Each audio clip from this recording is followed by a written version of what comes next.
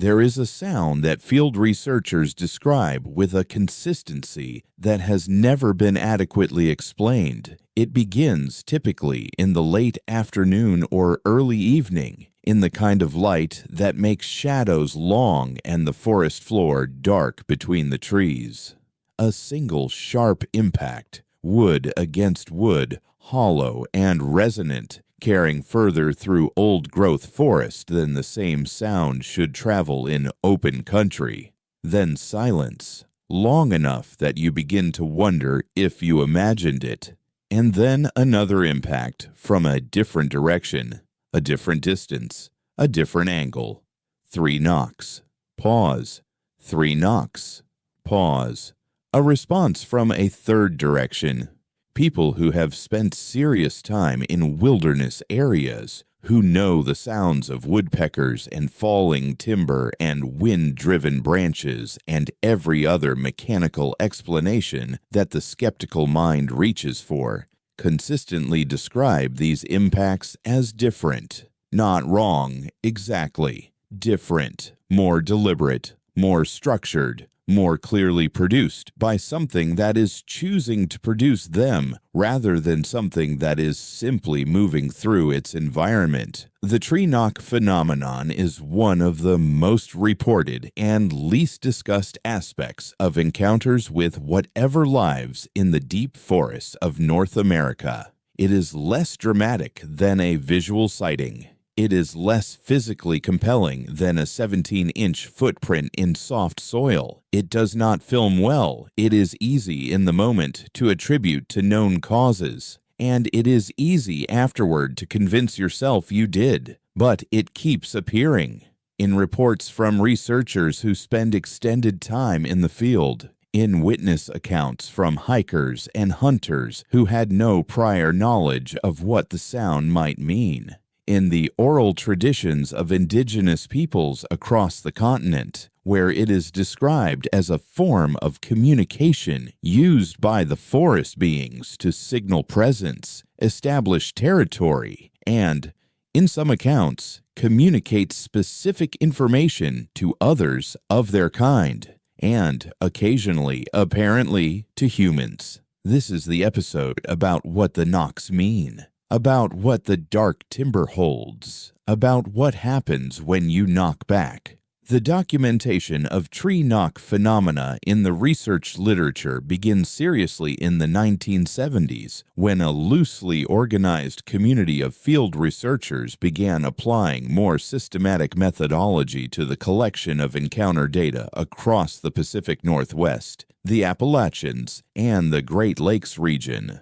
These researchers, working independently in different areas, began to notice a pattern in the reports they were collecting from witnesses. Encounters, visual sightings, physical evidence finds, extended periods of unusual activity in camp were frequently preceded or accompanied by the wood-on-wood impact sounds. Witnesses described hearing 3 knocks, or sequences of 3 knocks in the period before a visual sighting or a more dramatic encounter. In some reports, witnesses who responded to the knocks, who knocked back on a nearby tree, described a response, a continuation of the exchange, a back and forth that lasted in some cases for extended periods before ending as quietly as it had begun.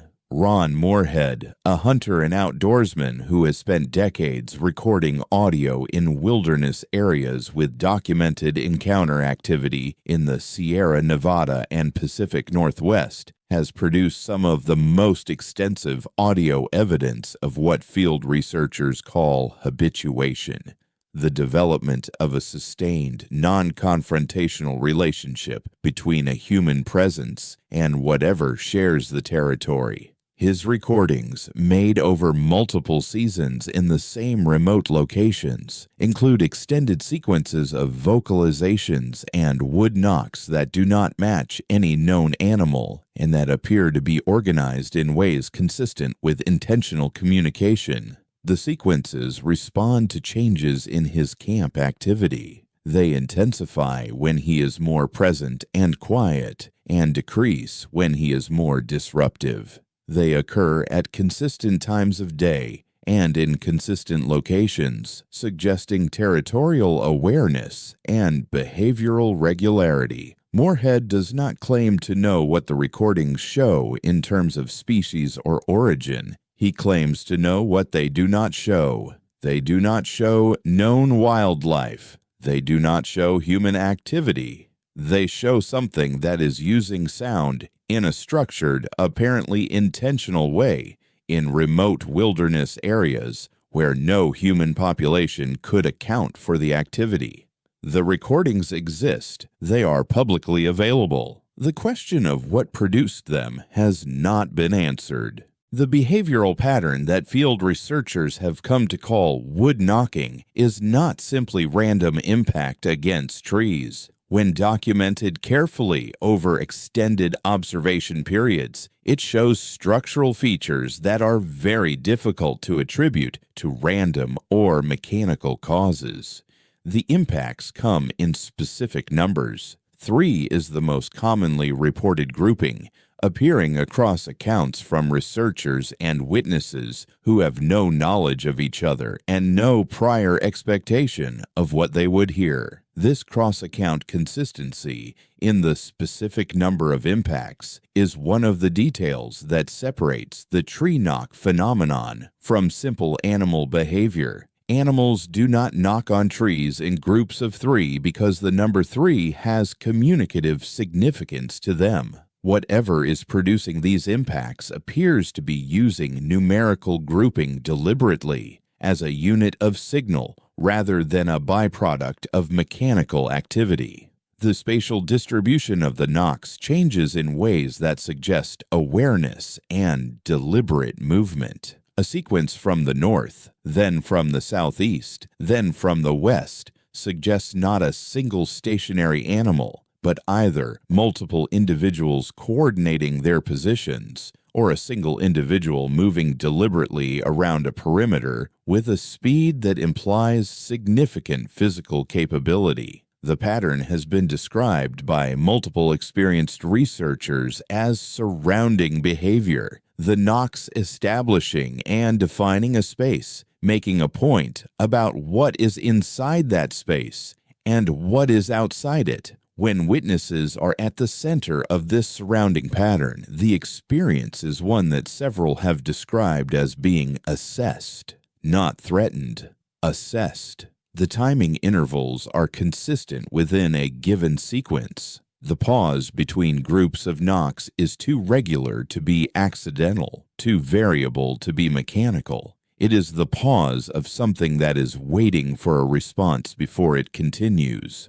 Waiting with patience. Waiting with the particular quality of patience that belongs to something that has been doing this for a very long time and is not in any hurry. This last detail, the pause, is the most significant. In documented exchanges where a witness or researcher responded to the knocks by knocking back, the sequence that followed was structurally different from the sequence that preceded the response. The knocks changed position, they changed in number, they changed in the interval between them.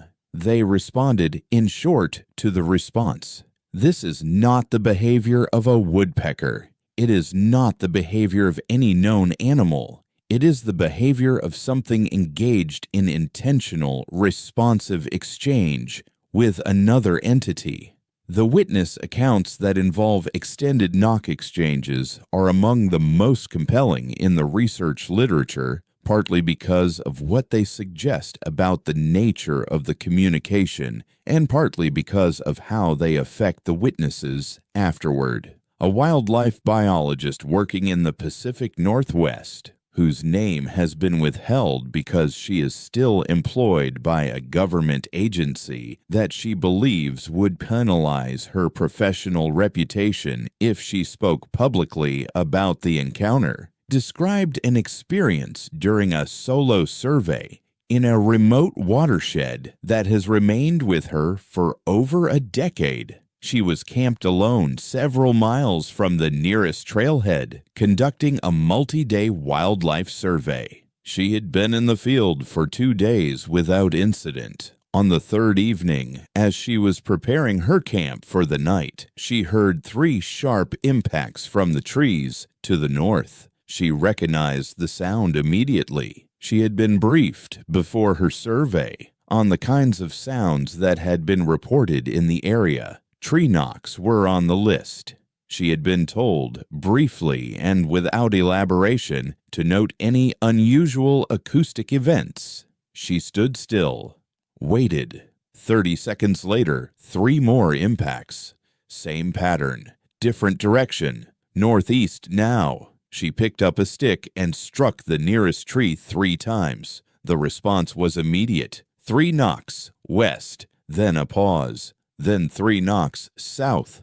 She was surrounded. She stood in her camp for what she estimated as the next 40 minutes, exchanging knock sequences with whatever was in the forest around her. The sequences changed. They evolved. What began as simple 3 knock exchanges became more complex. Different numbers, different intervals, different combinations. She responded as best she could, trying to match whatever pattern she was hearing. At some point, perhaps an hour into the exchange, the knocks stopped. The silence that followed was the total kind. No insects, no wind, nothing. And in that silence, she heard footsteps. Slow, heavy, bipedal, moving from the tree line to the north toward her camp. Not circling, approaching. They stopped approximately 20 feet from her tent. She stood outside her tent facing north. In the dark, she could see nothing. She heard breathing, close, steady, deep, the breathing of something much larger than she was. She stood there for what felt like a very long time. Then the footsteps retreated, slowly, deliberately, back to the tree line, back into the silence. She went inside her tent. She did not sleep. In the morning, she found impressions in the soft ground between her tent and the northern tree line. Large, bipedal, 14 inches. She photographed them. She completed her survey. She filed her survey report with the information her agency needed and omitted everything else. She described this experience only to one investigator in one interview under condition of anonymity. She said, "I don't know what was out there, but whatever it was, it wanted to know if I was paying attention, and when I proved I was, it came to look at me." She paused for a long time, then she said, "I think it decided I wasn't a threat.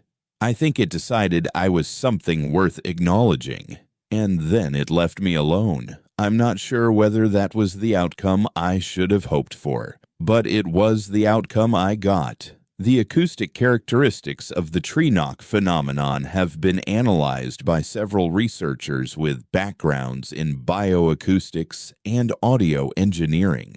The findings are consistent across independent analyses and have not been effectively explained by conventional means. The impacts are produced with a force that substantially exceeds what a human being can produce by swinging a branch or stick against a tree trunk. The sound profile, the frequency distribution, the decay curve, the resonance characteristics is consistent with an impact produced by a very heavy object, likely a section of log or large branch, swung with considerable force by something with substantially more upper body mass than an adult human male. The distance over which the sounds carry in old-growth forest is greater than would be expected from the impact force. This suggests that whoever or whatever is producing the impacts has learned, through extensive, long-term experience, how to use the acoustic properties of specific trees and specific forest configurations to maximize the range of the signal. Different trees produce different resonance characteristics. Old-growth timber, with its mass and the specific structure of aged heartwood, carries sound differently from second growth.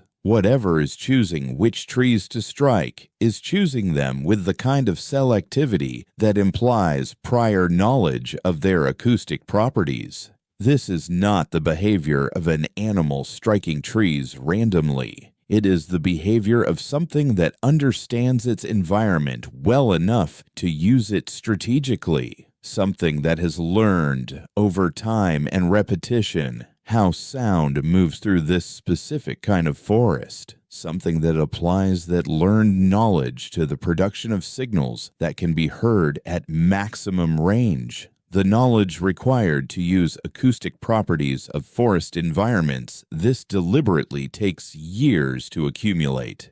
It implies extended residence in a specific area. It implies memory, learning, and the application of learned information to new situations. It implies intelligence of a particular and practical kind, not the abstract reasoning intelligence of academic achievement, but the deep environmental intelligence of something that has lived in intimate relationship with a specific landscape for a very long time. The relationship between tree knock activity and what researchers call wood structures deserves careful attention because together they represent a category of physical evidence that is both more widespread and more consistently anomalous than the mainstream discussion acknowledges. Wood structures are exactly what they sound like. Structures built from trees and branches in wilderness areas that do not match any known animal behavior. Researchers working in high encounter zones have documented them extensively. Twisted or broken saplings, bent at heights that suggest the bending was done from above by something considerably taller than a human being.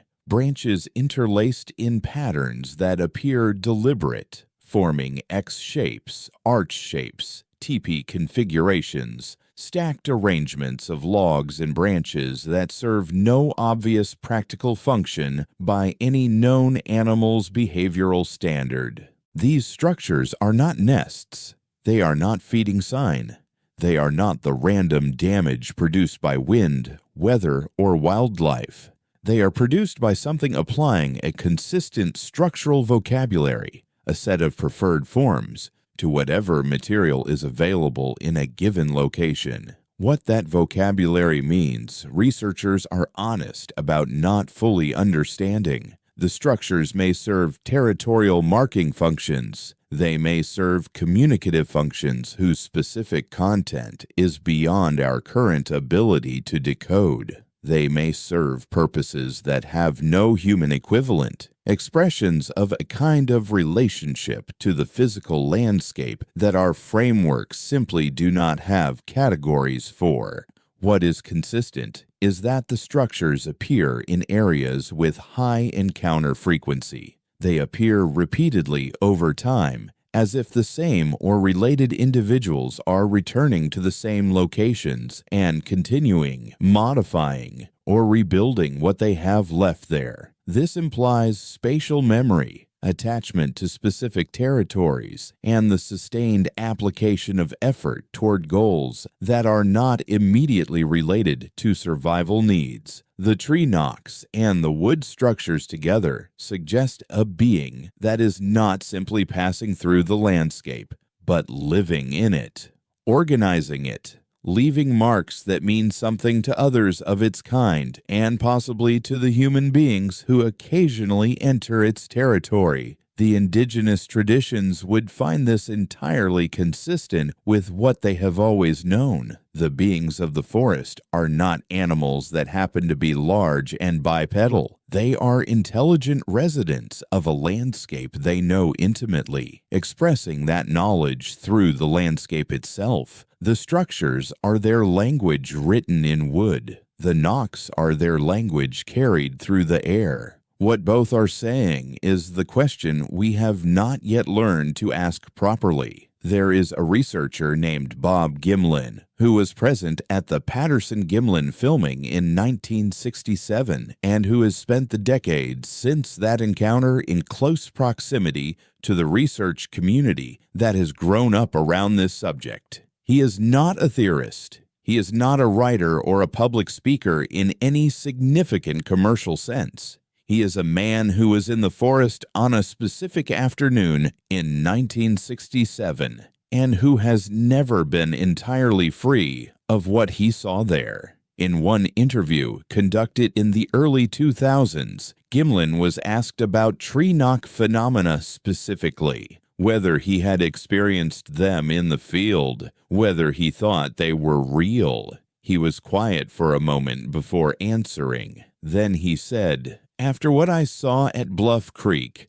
I don't think there's much question about whether they're real. The question is what they mean. And I've thought about that for 40 years, and I still don't know." He described an experience that had occurred some years after the filming, while he was camping alone in the Pacific Northwest. He had been hearing knock sequences for 2 nights, not responding to them, just listening. On the 3rd night, he knocked back. The exchange that followed lasted, he said, for approximately 2 hours. The knocks changed direction, changed number, changed interval. He matched what he could and improvised when he couldn't match. He did not know what he was saying. He did not know what was being said to him. At the end of 2 hours, the knocks stopped. The forest went quiet. He sat with that quiet for a long time. He said, "I don't know if I communicated anything. I don't know if they understood anything I was doing. But it felt like a conversation, and it felt like, at the end of it, whatever was out there was satisfied with something, like it got what it needed from the exchange." He paused. Then he said, "I've never told that story in public before, because I know what it sounds like." And then, quietly, "But that's what happened." The Sierra Sounds recordings, collected by Al Berry and Ron Moorhead in the Sierra Nevada beginning in 1971, represent the most extensive single audio archive of what researchers believe is direct vocalization from whatever produces the tree knocks. The recordings were made at a remote camp over multiple seasons, using equipment that Barry, a broadcast engineer, set up and operated professionally. The recordings include what appears to be extended conversation between multiple voices. The vocalizations overlap and respond to each other in ways that suggest not random sound production, but structured exchange. They follow each other in patterns that carry the rhythmic and tonal characteristics of language. Not any language that can be identified or decoded, but sound organized by rules that produce recognizable structure. R. Scott Nelson, a linguist and cryptanalyst with decades of professional experience in signals intelligence and language analysis, spent several years analyzing these recordings after his retirement from government service. His conclusion, published in a detailed technical paper, was specific. The Sierra Sounds recordings contain a phonemic structure consistent with an organized language. He identified consistent sound units, phonemes, governing rules about how those units combine, and patterns suggesting that the sounds encode information rather than simply express emotion or signal territory. He called the language proto-hominin language, acknowledging that he could not identify its speakers. He did not claim to know what was being said.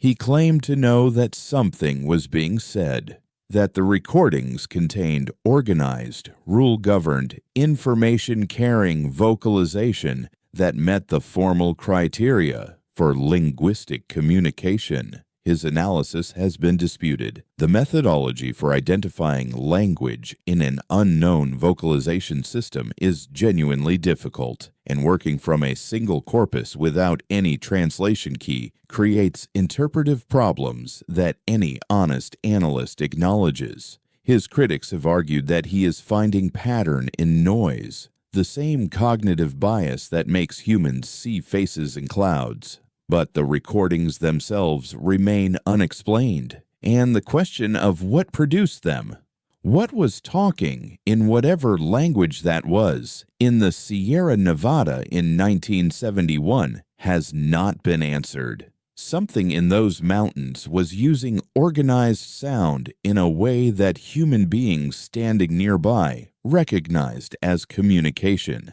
And that same something was also knocking on trees 3 times, waiting 3 times again, waiting for a response from the humans who had come into its territory, curious perhaps about what they would say back. The seasonal patterns in tree knock activity are a detail that rarely receives the attention it deserves. The research record is consistent enough about these patterns that they can be described with some confidence. Late summer and early fall, August through October in most of the range, produce the highest volume of documented activity. Knock sequences are more frequent. Visual sightings are more common. Wood structure finds are more recent. The overall picture is of increased activity, increased presence, increased willingness to be known in the period before the first serious cold. This timing is consistent with what you would expect from an intelligent animal that is maximally active during the period of peak food abundance, and that reduces its visible activity as conditions become harsher and the likelihood of leaving tracks in snow increases. But it is also consistent with something more deliberate, a social calendar perhaps, or a ritual cycle, in which the late summer period is significant for reasons that go beyond simple biology. Indigenous traditions across the continent identify the late summer and early fall as the period of most significant ceremonial engagement with the non-human world. The ceremonies of this season, in multiple traditions, are specifically concerned with acknowledging the presences that share the landscape, maintaining the relationships that make coexistence possible, and renewing the protocols that govern how humans and non-humans relate to each other. The beings are most present during the season when the ceremonies acknowledge them. Whether that is coincidence or something more structural is a question that both the traditions and the research record leave open. Winter produces fewer reports, as noted, but the quality of winter reports is distinctive. Track finds in snow, which should be ideal, are rarer than expected, as if the beings are specifically modifying their behavior to avoid leaving evidence in conditions where evidence would be most visible. This is not animal behavior. This is the behavior of something that understands the implications of tracks in snow and chooses accordingly. Spring reports describe a different character of activity, more exploratory, more like assessment than engagement. Researchers who maintain active field presences through multiple seasons describe spring as the period when they feel most watched, not approached, not engaged, but observed, as if whatever has been absent from closer contact through the winter is catching up, relearning the territory as it was modified by human activity during their absence.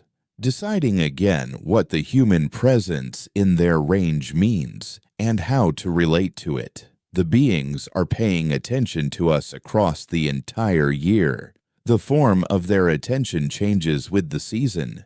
This is not the attentional pattern of a shy animal avoiding contact. It is the attentional pattern of a neighbor, someone who shares the territory, monitors what happens in it, and maintains their own relationship to it across time. The hotspot phenomenon, the specific locations where activity is dramatically denser than the surrounding terrain, deserves examination in this context because it is where the tree knock evidence is richest, and where the connection between acoustic communication and the broader pattern of behavior is most apparent.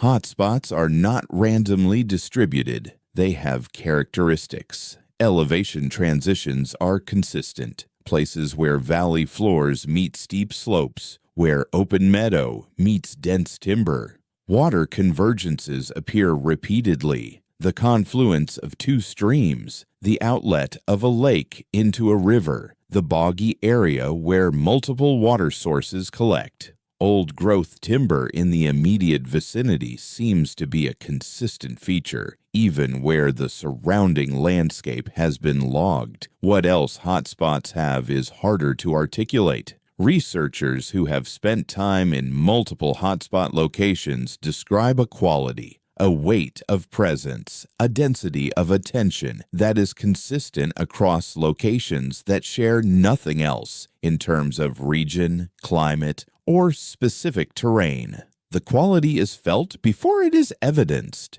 You know you are in the right place, as one researcher put it, before you have found any reason to know it. In hotspots, the knock activity is most structured. The sequences are most complex. The response time, when a researcher knocks and something knocks back, is fastest. The exchanges, when they develop, go furthest. The beings in hotspot territories appear more willing to engage, more curious about the humans who enter their range, more prepared to extend the exchange beyond simple territorial signaling into something that feels, to the humans involved, like genuine attempt at communication. The wood structures in hotspot areas are most elaborate, the most complex arrangements, the most recent construction, the most evidence of ongoing modification and return. These are not territories being passed through. They are territories being lived in by beings who have been living in them for a very long time and who have organized them extensively. The dark timber in the hotspot zones is the most complete expression of what old-growth forest is. The most ancient trees, the densest understory, the deepest silence, the greatest distance from human development, and the particular kinds of noise and electromagnetic activity that human civilization produces everywhere it goes. This is where the beings are most present, most active, most willing to make themselves known within the specific limits of what they choose to reveal. It is not an accident that these locations are also consistently the locations identified in indigenous traditions as the places where the forest is most itself, where the membrane between the human world and the world alongside it is thinnest, where the beings who live at that boundary are most accessible to human perception. The hotspots are not defined by human research. They were defined long before human researchers arrived. The traditions knew them. The protocols around entering them were developed from experience accumulated over centuries. The researchers who discovered them independently, who mapped their characteristics without knowing the traditional knowledge about the same places, arrived at the same conclusions the traditions had long since encoded. Something in those places is different, and whatever is different about them is expressed most audibly in the knock sequences that begin in the late afternoon and carry through the old-growth timber further than they should. 3 times, then waiting, 3 times from somewhere else. The conversation has been going on for longer than any of us have been listening. The only question is whether you are willing to knock back, and whether, if something answers, you can hold still long enough to let the exchange become what it has the potential to become. The dark timber has time. It has always had time. You are the one who is limited in that particular resource. Use what you have carefully. The forest is listening. It is always listening, and it has been waiting with extraordinary patience for you to understand what that means. Bob Gimlin knocked back on the 3rd night. He did not know what he was saying. He knocked back anyway, and for 2 hours in the dark, in the Pacific Northwest forest, something very large and very old and very patient knocked back at him, changing the pattern, responding to his responses, learning perhaps something about the particular human who had entered this territory and chosen on this particular night to acknowledge what was there. At the end of it, the forest went quiet, and Gimlin sat in that quiet and thought about what had happened. He is still thinking about it. So, perhaps, is whatever was on the other side of the exchange. The knocks are the beginning of a conversation that neither side fully understands. But beginning is the hardest part, and it begins with 3 sharp impacts against the side of an old tree, deliberate, resonant, carrying further through the dark timber than sound should carry. 3 times. Then silence, waiting. There is a specific type of experience that veteran field researchers describe when they have spent enough consecutive nights in a hotspot territory. It happens gradually, over multiple visits, and it is not dramatic in the way that a visual sighting is dramatic. It is quieter than that, more fundamental. The experience is of being included, not welcomed exactly. Not accepted in any warm or generous sense, simply included in the territory's awareness in a way that was not present at the beginning. A shift in the quality of the attention being paid to you, from the assessment attention of the early visits, the surrounding knocks, the circling, the approach and withdraw behavior that tests without committing, to something more settled, more continuous. More like the background awareness that one neighbor maintains of another. You are no longer a novelty. You are a known presence, a thing that belongs in the landscape's accounting of what is there. This shift, when it comes, is accompanied by changes in the knock behavior. The knocks become less frequent, but more specific. Instead of the surrounding sequences that characterize early contact activity, researchers in advanced habituation describe receiving what feel like directed communications, single sequences from a specific direction at a specific time that appear to be addressed to them rather than simply produced in their vicinity. The distinction is subtle. It requires time with the material to recognize. But the researchers who describe it are consistent in how they characterize it. This sequence is for me.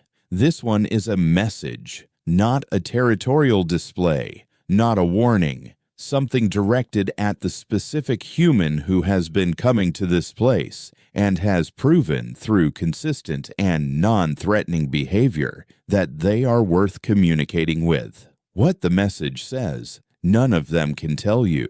But they know when they are receiving one, and that knowing, the recognition of intentional communication, of being addressed by something that has decided you are worth addressing, is, by the accounts of everyone who has experienced it, one of the most profound things that can happen to a person in the wilderness. More profound in some ways than a visual sighting, because a sighting tells you something exists.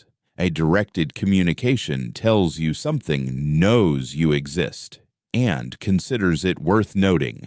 The wood structure evidence, when examined in detail across multiple locations and multiple researchers, shows a level of consistency that the mainstream discussion has never adequately addressed.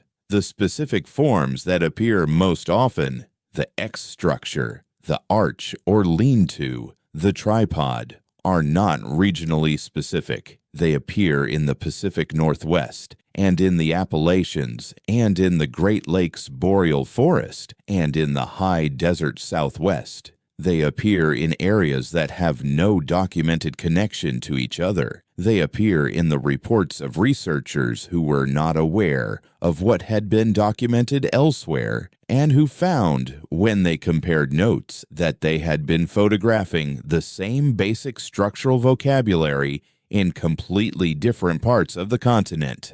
This cross-regional consistency is significant. It suggests that the beings producing these structures share a common behavioral tradition, a common way of relating to the physical landscape, common forms that carry common meanings, territorial, communicative, ceremonial, or some combination of these that our frameworks do not yet have words for. The consistency also rules out human origin more effectively than any single structure could. One region's X structures might be explained by local culture, the same structures appearing independently across a continent, in remote wilderness areas, in configurations that no human purpose would produce, require a different explanation. They were not built by people. They were built by something that knows what it is building and why. Something that uses the same forms across thousands of miles of different terrain because those forms mean something, because the meaning is more important than the material, and the meaning travels with whoever is doing the building. One of the most striking single examples in the research literature come from a location in the Pacific Northwest where a researcher maintaining a long-term monitoring site found, on one visit, a structure that had been built since his last visit 2 weeks earlier. The structure was elaborate. Multiple levels, interlaced branches, careful placement of specific types of material. It had clearly required significant time and effort to build. It was built directly in front of the researcher's established camp chair, directly in front of it, facing it, as if whatever built it had built it for him to find, built it as a statement addressed specifically to him. He photographed it. He sat in his chair and looked at it for a long time. Then he knocked on the nearest tree. 3 times. He waited. 3 times came back from the ridge above his camp. The structure stood for 3 more weeks before he dismantled it carefully and brought several elements home. He still has them. He still does not know exactly what they mean, but he knows they were meant for him, and that is, in itself, a form of knowledge that very few people have access to. The dark timber is not empty. It has never been empty. The people who knew it best, who built their entire understanding of how to live in relationship to it over thousands of years of careful, respectful observation, never believed it was empty. They built ceremonies around what was in it. They developed protocols for entering it and for behaving within it. They passed those protocols down through generations with the same seriousness they gave to every other form of practical knowledge required for survival. The dark timber is inhabited. It has always been inhabited by something that has been here longer than we have, that knows it better than we do, and that has maintained, across all the centuries of human presence on this continent, its own relationship to this landscape that does not require our acknowledgement to be real. The tree knocks are the most accessible expression of that inhabitation, the most audible, the most clearly intentional. 3 sharp impacts against old wood, carrying further than they should through the canopy, arriving at a human ear in the middle of the night, with a quality that no honest person who has heard them can fully explain away. 3 times. Pause. 3 more from somewhere else. The conversation has been going on since before there were words for it. The beings of the dark timber have been announcing their presence to the humans who entered their territory for as long as humans have been entering it. Most of us have not been listening. Some of us are learning. The dark timber is patient about the difference. It has time. It has always had time. The question is whether we do. The question is whether we can slow down enough and quiet down enough and stay long enough in the places where the old growth still stands and the silence is the kind that contains rather than empties, to hear what has been being said 3 times from the trees to the north, then 3 more from the east, then silence, waiting, wondering perhaps after all this time whether this particular human on this particular night in this particular drainage of this particular forest is finally the one who understands what is being said and will knock back and mean it. The forest is still there. The knocks are still happening. Go into the dark timber quietly and carefully and with the patience that the place deserves, and listen. What you hear may be the most important thing you ever hear in your life, or it may be nothing. But the nothing in old-growth forest at night is never simply nothing, and 3 knocks against a tree in the dark is never simply 3 knocks. Not in these places.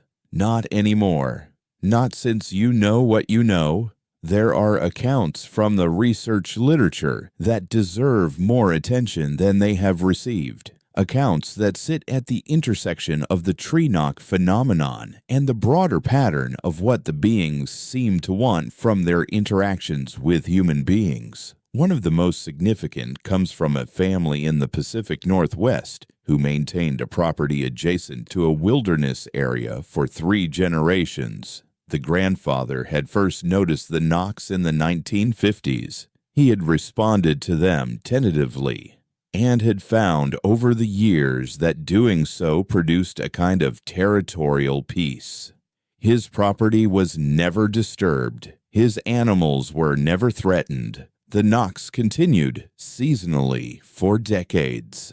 He passed down what he knew to his son, who passed it down to his grandchildren. By the time the grandchildren were adults, the relationship that their grandfather had initiated had been maintained across more than 40 years. They knew roughly where the knock sequences came from. They knew the times of year they were most likely to hear them. They knew that responding with the same 3 knock pattern was an acknowledgement that produced reliably a continuation of the exchange rather than an escalation or an approach. They had never seen anything. None of them had come face to face with whatever was knocking, but they had lived alongside it for 3 generations. They had raised children in its proximity without incident. They had maintained a relationship, unspecified, unverbal, expressed entirely through 3 knocks and 3 knocks returned, that had defined their experience of that property for their entire lives. The eldest grandchild, speaking to a researcher in the mid-2000s, described this relationship with a matter-of-factness that was striking. She did not describe fear. She did not describe fascination in the sense of someone who has discovered something astonishing. She described something more like ordinary life. This was simply how their land was. This was simply what lived there alongside them.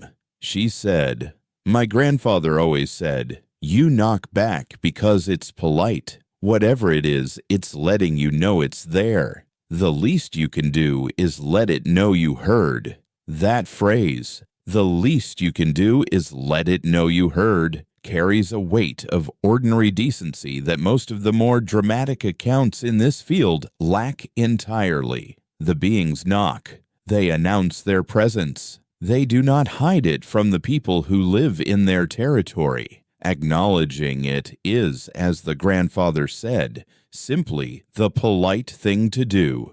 3 generations of a family understood this. The research institutions and the wildlife agencies and the Park Service have not yet gotten there. But the grandfather knew, and his granddaughter knows, and now perhaps you do too. The vocalization evidence that accompanies the knock sequences in many documented cases has a specific quality that witnesses consistently struggle to describe, but that all of them return to in similar language. It is large, not just loud, though it is that.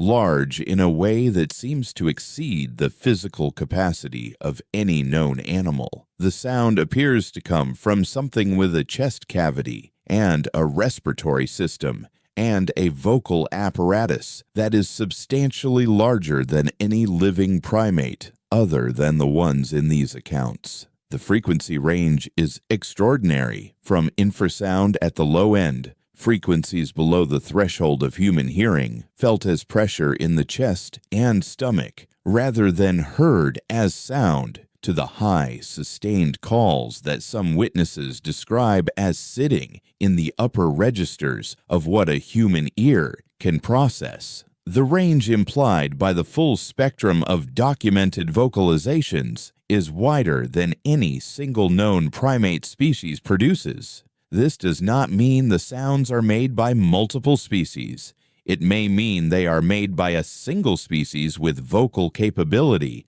that substantially exceeds our own, a species that can communicate across a frequency range that allows different kinds of message at different registers. Low-frequency infrasound for long-distance communication across terrain, mid-range vocalizations for close-range exchange, high-frequency calls for something else, something that the witnesses who have been nearest to the high calls describe as affecting them in ways that go beyond simple auditory experience. The high calls in close proximity produce effects that witnesses describe as disorienting, a difficulty thinking clearly, a sense of displacement from ordinary time, a feeling that something is happening to their perception that is not simply the result of being frightened. These effects appear in the accounts of people who were not frightened,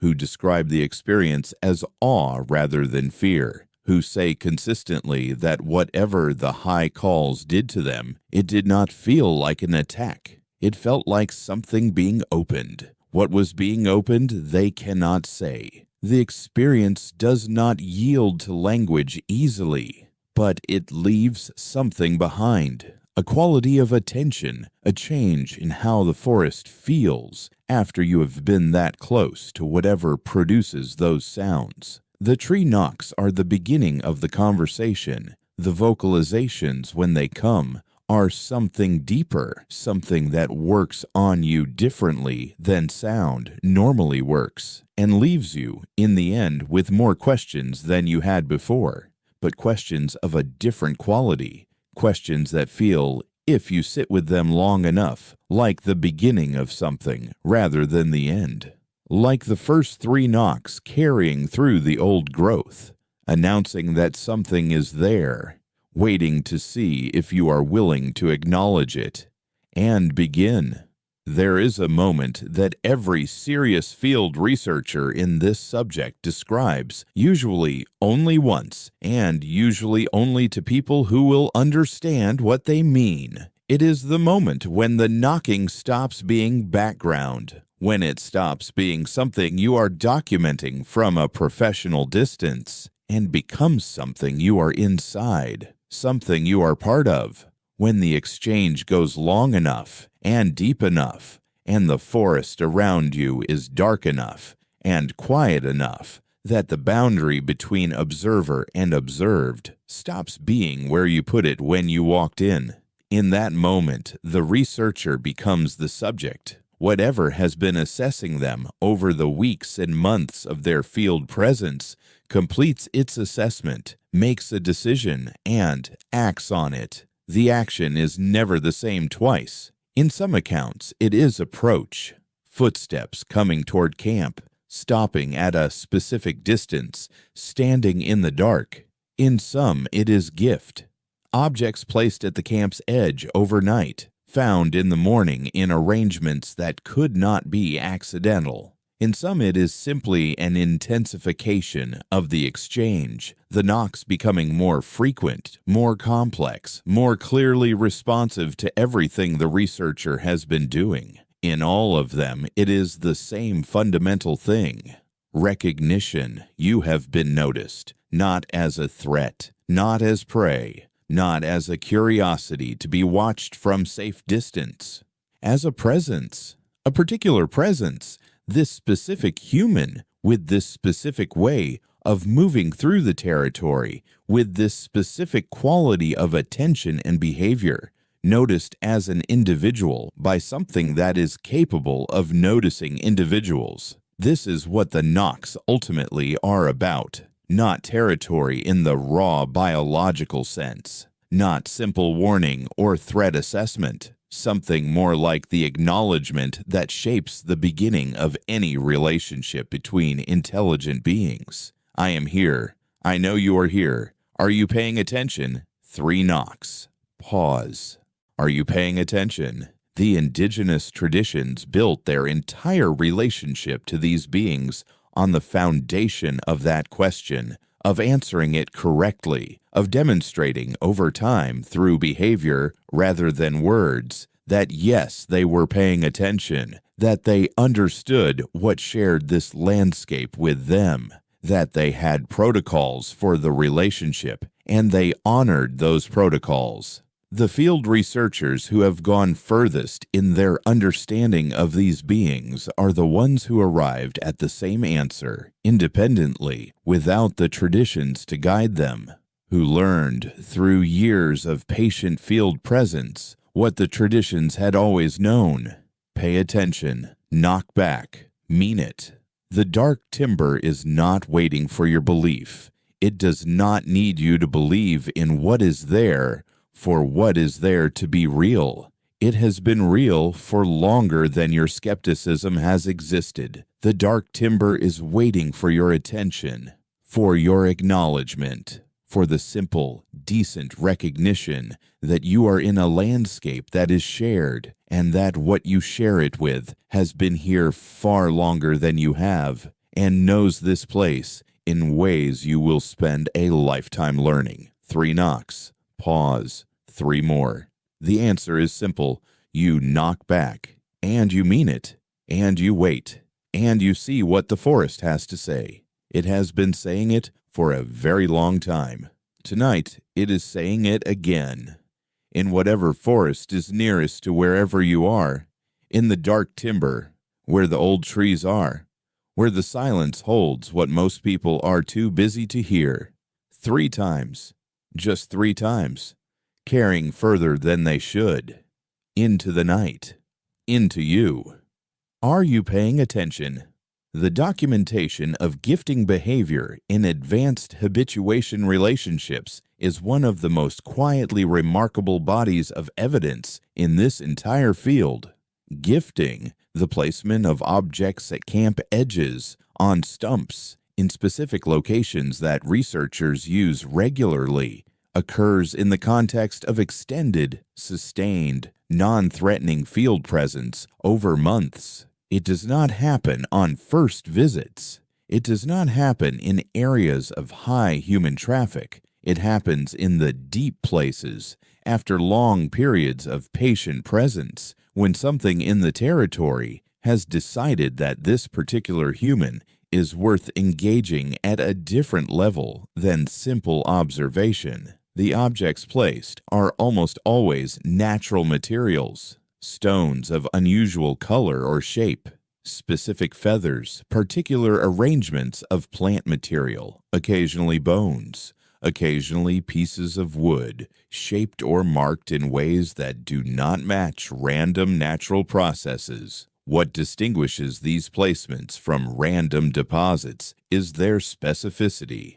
They are placed in locations that the researcher uses regularly, not scattered randomly across the territory, but placed in the researcher's camp, on the researcher's gear, at the spot where the researcher habitually sits. They are placed with apparent awareness of the researcher's daily patterns and preferences. The reciprocal dimension of gifting is what makes it most significant. When researchers respond, when they place their own objects in locations where exchange has been occurring, the response comes. The original object may be moved or replaced. A new object appears. The exchange continues in its slow, patient, days-long rhythm. This is relationship, not the dramatic relationship of a visual encounter or a close approach. The quiet, ongoing relationship of neighbors who have found a way to acknowledge each other's presence without the confrontation that direct contact would risk. The tree knocks begin this relationship. They are the opening statement, the announcement that the territory is occupied and that the occupant is aware of the visitor. The gifting, when it develops, is the relationship that the knocks made possible. 3 knocks repeated over months, growing in complexity, leading eventually to objects left at the edge of camp in the dark. This is what patient, respectful presence in the wilderness produces, in the places where the beings are present and willing. Not proof, not a specimen, not footage that settles the debate. Something more interesting than any of that. A relationship with something ancient and intelligent and present that has been sharing this landscape with human beings since before the landscape had a name. 3 knocks. That is all it takes to begin. 3 knocks from the tree line in the late afternoon, and the willingness, when they come, to knock back. The old growth is still standing. The dark timber is still dark, and whatever has been knocking on those trees since before anyone was keeping records is still out there tonight, lifting wood and striking bark with that particular deliberate force that carries further than it should, and waiting with the patience of something that has been waiting for 10,000 years to hear if you will finally answer. 3 times, then silence, then everything the silence contains. The researchers will return. They always return. The field notes will accumulate. The recordings will pile up in archives that most people will never access. The wood structures will continue appearing in the places where the old trees still stand. And the knocks will continue, 3 at a time, resonant, deliberate, carrying across the old growth canopy, like a message that has been transmitted continuously for longer than recorded history. The message is simple. It has always been simple. I am here. I know you are here. Are you paying attention? 3 knocks. 3 knocks. And the dark timber waiting, as it has always waited for the answer.